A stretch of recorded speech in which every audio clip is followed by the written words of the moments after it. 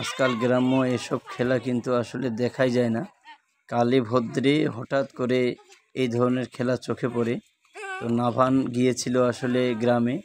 তো গ্রামে গিয়ে সেখানে নাভান ছোট ছোট বাচ্চাদের সাথে সে কিন্তু কানামাছি খেলছিল, আর আমি পাশ থেকে ভিডিও করছিলাম।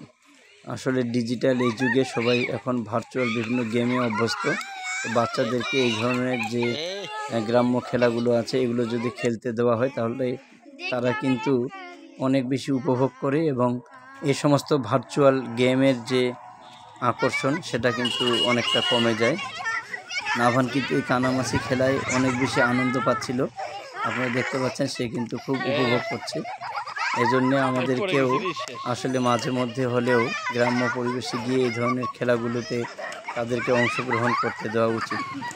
তাহলে তাদের মনটাও যেমন ভালো থাকে, তেমন তারা কিন্তু এই ধরনের ভার্চুয়াল গেমের যে একটা আকর্ষণ সেখান থেকে কিছুটা হলেও বেরিয়ে আসতে পারে।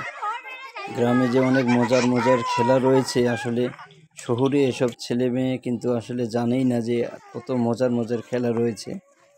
এসব খেলা কিন্তু আমাদের যে ছোটোকালের যে স্মৃতি সেটা কিন্তু মনে করিয়ে দেয়।